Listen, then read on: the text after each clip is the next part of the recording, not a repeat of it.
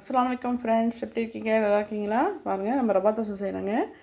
ஹோட்டலில் செய்கிற மாதிரி அதே டேஸ்ட்டில் இருக்குங்க. மொறுப்பாக கிறிஸ்பியாக நல்லா இருக்குங்க. வாங்க, அது எப்படி செய்யலான்னு பார்க்கலாம். ஒரு பவுலில் வச்சுருக்கேன். மெஷரிங் கப்பில் 3/4 கப்பு நான் ரவா போட்டிருக்கேங்க. அரிசி மாவு 1/2 கப்புக்கு கொஞ்சம் கம்மியாக போட்டிருக்கேன். மைதா மாவு 1/4 கப்பு கொஞ்சம் கம்மியாக போட்டிருக்கேன். நல்லா மிக்ஸ் பண்ணி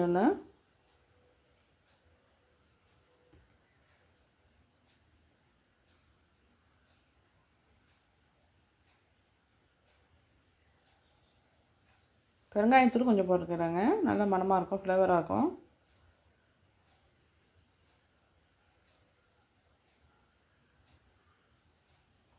இஞ்சியும் மிளகும் உரலில் இடிச்சிட்டு வந்திருக்கேங்க. மிளகு முழுசாக போட்டால் கடிக்கும் போது காரமாக இருக்கும். இடித்து இந்த மாதிரி சேர்த்துக்கோங்க, நல்லாயிருக்கும். கருவேப்பிலை ஒரு கொத்து போடுறேன்.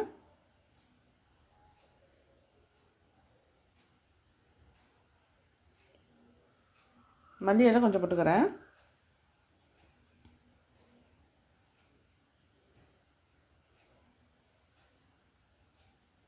வெங்காயம் பாருங்கள், பல்லாரி வெங்காயம் நான் வதக்கி கொண்டு வந்திருக்கேன். எண்ணெயில் கொஞ்சமாக வதக்கி எடுத்துகிட்டு வந்திருக்கேன். இப்படி போட்டு பாருங்கள், நல்லா சூப்பராக இருக்கும்.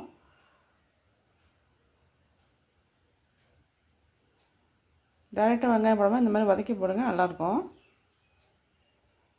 உப்பு தேவைக்கப்போ போட்டுக்கிறேன்.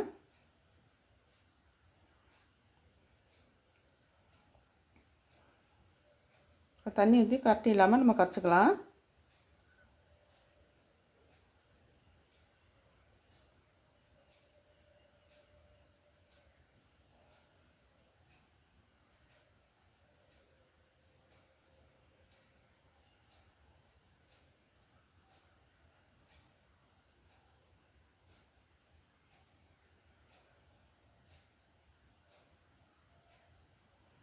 கொஞ்சம் தண்ணி போல் தான் இருக்கணும். ரவா ஊறிடும். நம்ம ஒரு 1/4 மணி நேரம் ஊற வச்சிடணுங்க.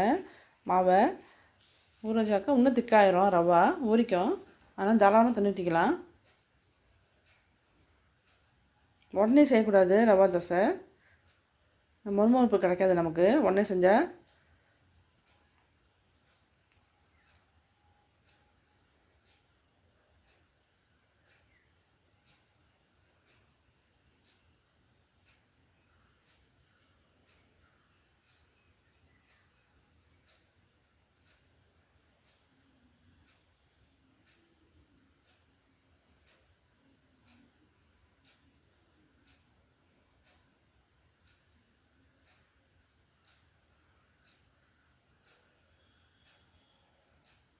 இந்த அளவுக்கு தான் இருக்கணும். தண்ணி ஊற்றிருக்கோம் பாருங்கள், இந்த அளவுக்கு இருக்கணும்.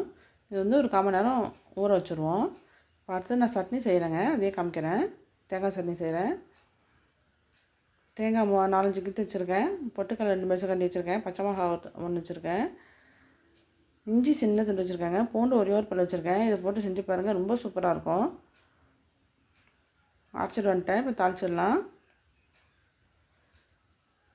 தாளிப்பு கண்டி வச்சு எண்ணெய் ஊற்றிருக்கேங்க. வரமிளகா 1 போட்டிருக்கேன். கடுகு உளுத்தம் பருப்பு போடுறேன்.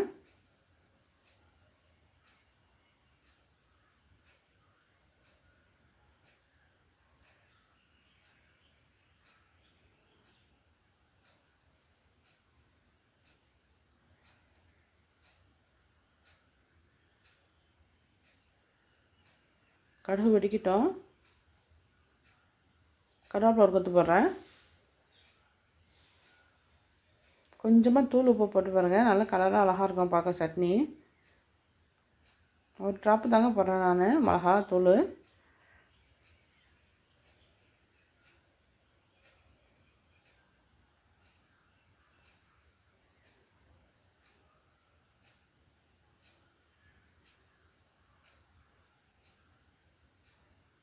பாருங்கள், பார்க்கவே அழகாக இருக்கும். அந்த மிளகா தூள் போட்டது எப்படி அழகாக கலர் காமிக்கிது பாருங்கள்.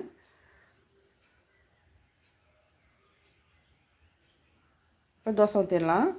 ஏற்கனவே தோசை ஊற்றிருக்கேன். பெரிய சட்டிங்க இது, தோசை கல்.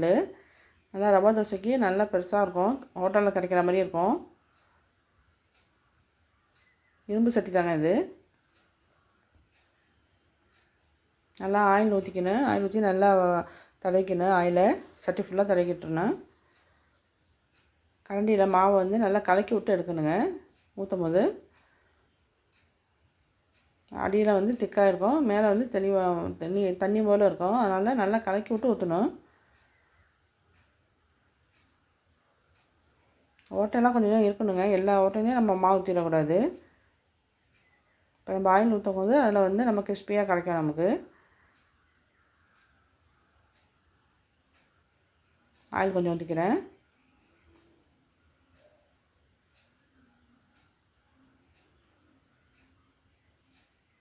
நல்லா கிறிஸ்பியாக ஆகிடுச்சு பாருங்கள். நல்லா வெந்துடுச்சு. எவ்வளோ சூப்பராக வருது பாருங்கள்.